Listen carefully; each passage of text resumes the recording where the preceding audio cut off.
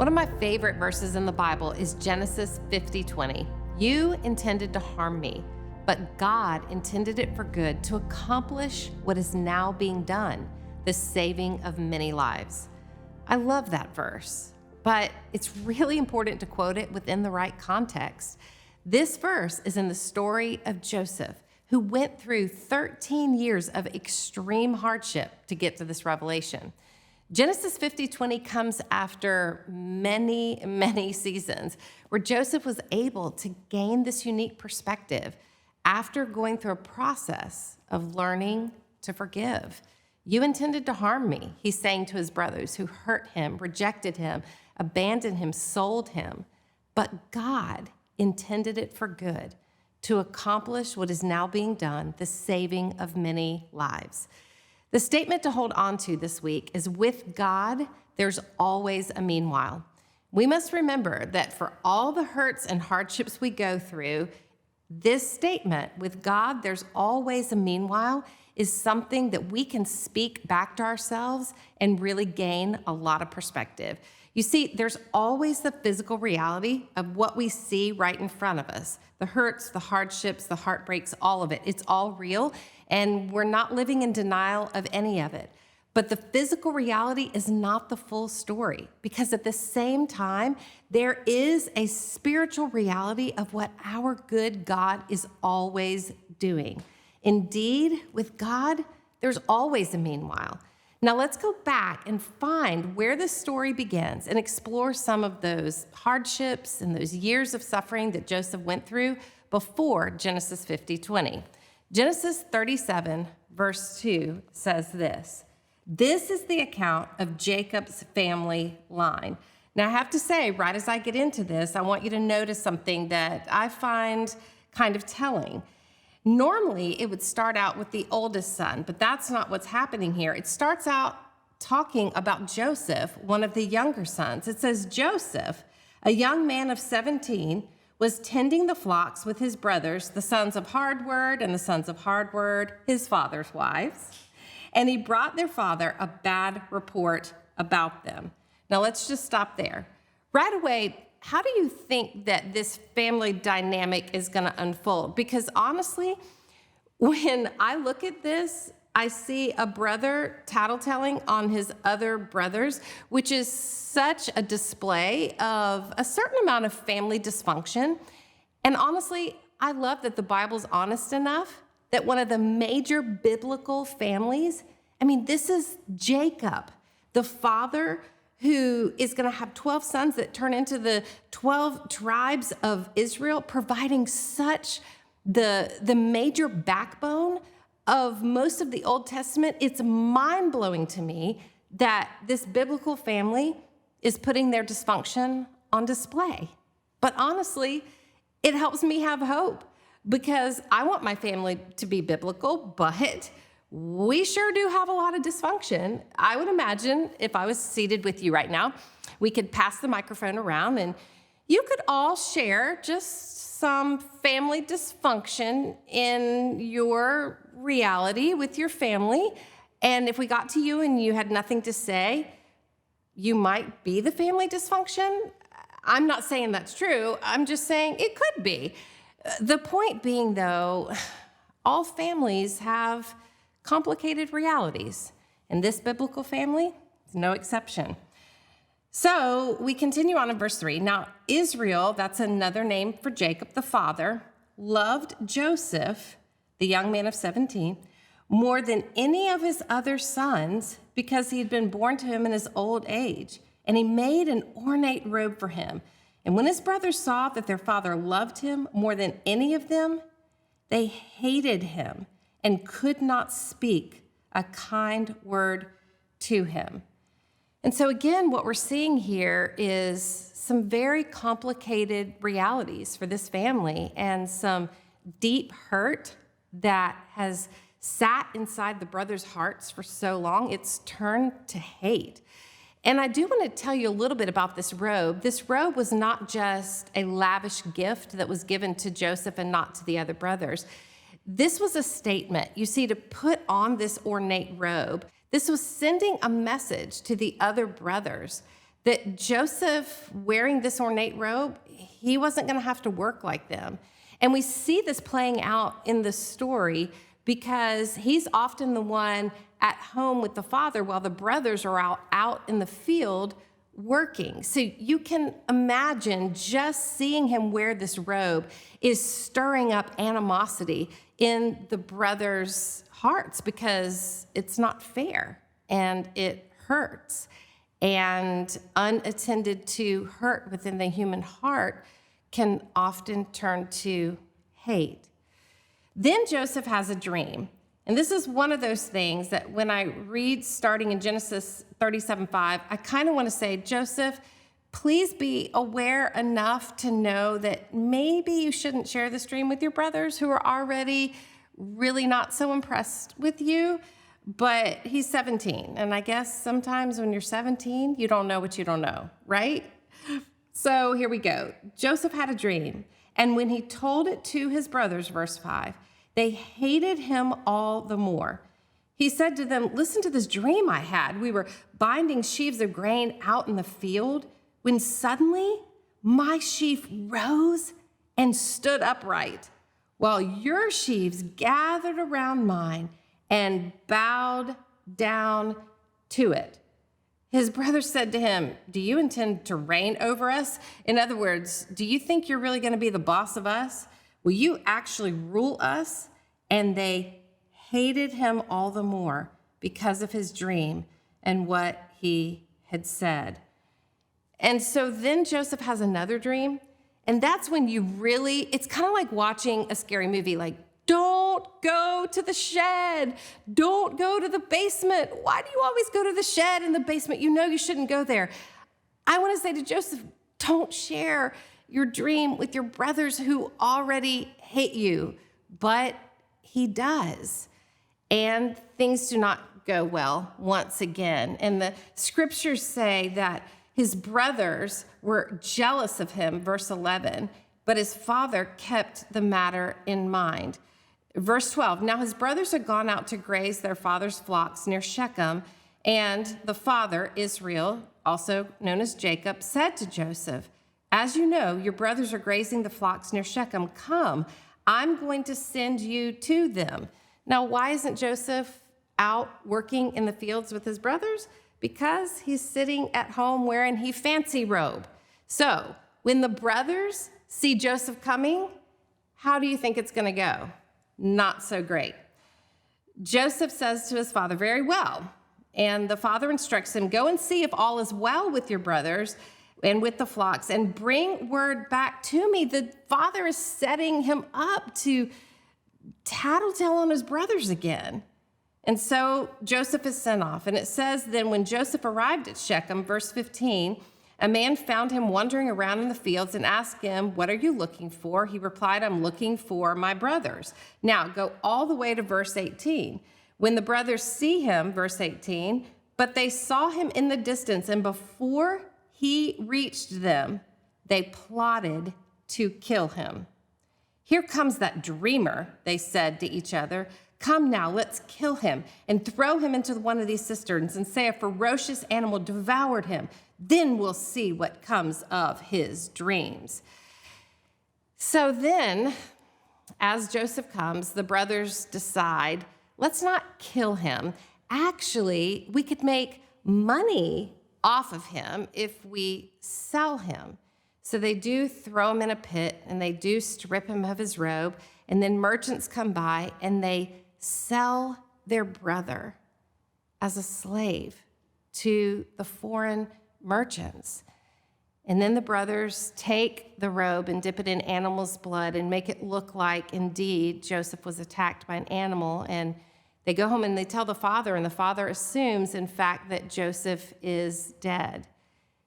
And then the scriptures say, meanwhile, look at verse 36 of Genesis 37.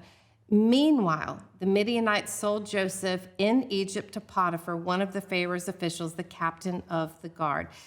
Now, if you do write in your Bible or if you're taking notes, you just want to circle this word meanwhile, because remember the statement to hold on to. With God, there's always a meanwhile. You see, I would imagine what Joseph is going through right now is almost that feeling of the rug being ripped out from underneath him. He thought life was going to look this way. Remember his dream? He thought he was going to be a ruler, and he imagined that he would be the leader of his brothers. But now the physical reality of what Joseph sees is nothing like what he imagined. I understand that feeling, and I bet to some extent you do too. But though the physical reality of what Joseph is seeing is the rejection of his brothers, meanwhile, God is actually going to use it as a protection of Joseph's calling. Because you see, Joseph probably wasn't able to be in a position where he could have led his brothers. His brothers hated him. His brothers were not going to listen to him. And so God didn't cause this. The brothers caused this. But God is going to use this actually as a protection of Joseph's calling. Because when Joseph gets into Potiphar's house, he actually has God's favor on him, and he becomes a leader. Look at what it says in Genesis chapter 39. Now Joseph, verse 1, had been taken down to Egypt. Potiphar, an Egyptian who was one of Pharaoh's officials, the captain of the guard, bought him from the Ishmaelites who had taken him there. And the Lord was with Joseph, so that he prospered, and he lived in the house of his Egyptian master. And so, are things ideal for Joseph? No. But Joseph is being obedient in the situation that he's in. He's honoring God, and God is placing his favor on him. And so Joseph becomes in charge of all of Potiphar's house. And at this point, don't you want to just go, okay, things are not ideal, but at least Joseph is in an okay place. So let's just tie a bow around this and leave Joseph there. But we all know life is never that tidy, right? And there is this complicated reality about Joseph. I don't know another way to say it, so I'm just going to say it like this. He's hot. Now, before you start doubting me, I want you to look at verse 6 of Genesis 39. Now, Joseph was well-built and handsome, #hot, and after a while, his master's wife took notice of Joseph and said, "Come to bed with me." Now, you guys, can I just be honest with you? If I ever were to speak words that would be recorded in the Bible, I'm not going to want it to be those 5 words, okay? It's like if I get to heaven one day, and maybe Potiphar's wife will be there, maybe, I don't know. But if I meet her and I go to shake her hand, I say, "Hi, I'm Lisa, who are you?" And she says, "Potiphar's wife," I think I might go, "Whoa, girl, whoa, I memorized your verse." That was a statement. So this is a very difficult reality that Joseph is in. His master's wife is really throwing herself at Joseph. But Joseph, who is honoring the Lord, even though he's not in an ideal situation, he refuses her, and he decides to honor his master.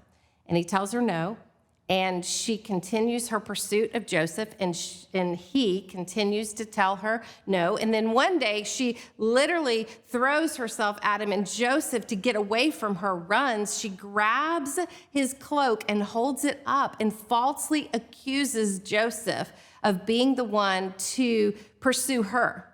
And Potiphar believes his wife, and now Joseph is thrown into prison. But with God, remember, there's always a meanwhile. So in the physical reality of what Joseph is seeing, it's this problematic commotion, an unfair accusation of Potiphar's wife. But with God, God is going to take that really difficult situation, the unfair commotion, and he's actually going to use it to give Joseph a promotion to prison. We don't often think about prison being a promotion, but when Joseph goes to prison, he gains such favor with the warden, he is put in charge of the entire prison. He develops systems of how to run the prison. He develops strategies of effective leadership. And if you can lead a big group of prisoners, you can probably lead anyone. And so I'm kind of shocked at the both and of this situation. Yes, Joseph is in prison, and that's hard. And he's there because he was falsely accused, and that's wrong.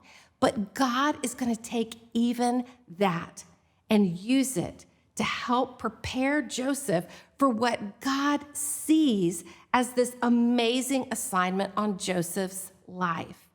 So while in prison, Joseph meets two interesting people. They used to be the Pharaoh's baker and his cupbearer. Now, things don't go so well for the baker, so I will let you just read that part on your own. But things go a little better for the cupbearer. They both have dreams. Joseph, who can interpret dreams, reveals to them that the baker has a hard story, but the cupbearer is going to be released from prison. And Joseph says to the cupbearer, when you get out of this prison, remember me. Genesis 40:14. But when all goes well with you, remember me, Joseph says, and show me kindness. Mention me to Pharaoh and get me out of this prison. I was forcibly carried off from the land of the Hebrews, and even here I've done nothing to deserve being put in a dungeon. So here we see such a perfect display of how hard this is on Joseph. You see, Joseph only sees what's right in front of him, and that's so very much the way we see. But as we read Joseph's story, we can see, wow, yes, this is hard, and this is really complicated, but with God, there is a meanwhile. God is going to do something. Now, I wish I could tell you that the cupbearer got out of prison and remembered to tell Pharaoh, and Joseph is released, and we all sing Kumbaya, but that's not the story. It says in the scriptures in Genesis 41, verse 1, when 2 full years had passed. When 2 full years had passed, in other words, Joseph stayed in prison for 2 full years, longer.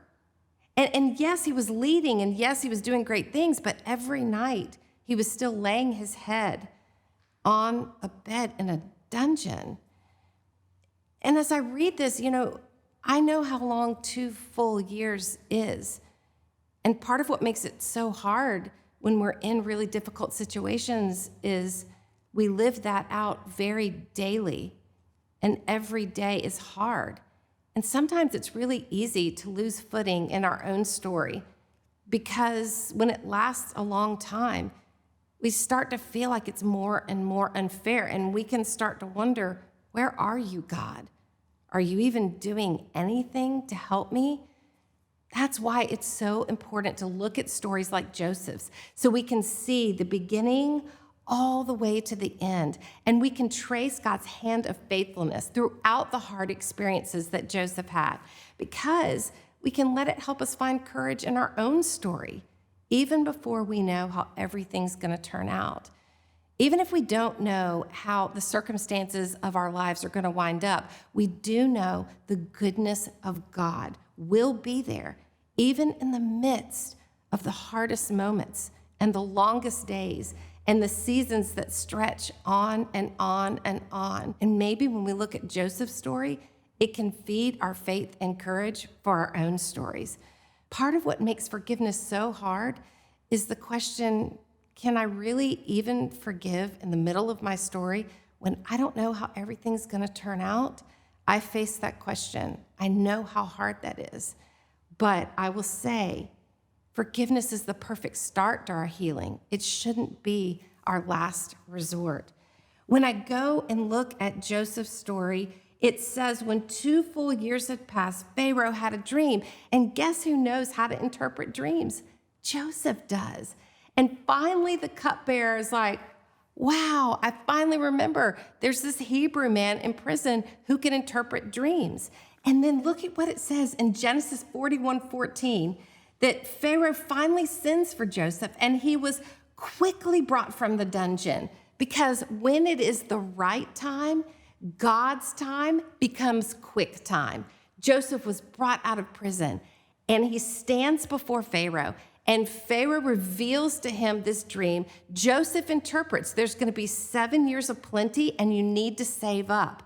And then there's going to be 7 years of famine, and during those 7 years of famine, you will be okay as long as you save up during the 7 years of plenty. And not only does Joseph interpret the dream, but the way that he is so strategically brilliant as he speaks with Pharaoh, look at Pharaoh's response in Genesis 41:39. Then Pharaoh said to Joseph, "Since God has made all this known to you, there is no one so discerning and wise as you. You shall be in charge of my palace, and all my people are to submit to your orders. Only with respect to the throne will I be greater than you." From prison to the second most powerful man in all the land. Now, here's where I want to land today. Imagine if the cupbearer would have gotten out and told Pharaoh about Joseph, and Pharaoh would have said, "Okay, let him out of prison." Joseph would have never had an audience with Pharaoh. Joseph would have never been able to put all that God taught him on display. Joseph would have never risen to the position of leadership now that God had given him a vision for all the way back at age 17. Truly, it's amazing when I read Joseph's story and I can so clearly see that we do not serve a do-nothing God. God's hand of faithfulness and goodness was there, even when, maybe even especially when, Joseph couldn't understand it. The story goes on, and it's really fascinating. I encourage you to read it on your own. But eventually, that famine that hit Egypt after the 7 years of plenty, it does extend all the way to where the brothers are at. We'll talk about that more next week. But Joseph eventually has to make the decision to forgive his brothers or not. That, my friends, is where we get Genesis 50:20. "You intended to harm me," Joseph is saying to his brothers who are afraid. Joseph could have surely punished them for what they'd done to him. He could have withheld food from them, but he doesn't. He'd been in a long season of hardship, yes, but he'd also been in a long season of trusting God. "You intended to harm me, but God intended it for good, to accomplish what is now being done, the saving of many lives." I don't think Joseph's life ever looked like what he thought it would look like. But did God use it all for good? Absolutely. Not just for Joseph's good, but for many other people. Wow. May it be so with us as well. With God, there's always a meanwhile.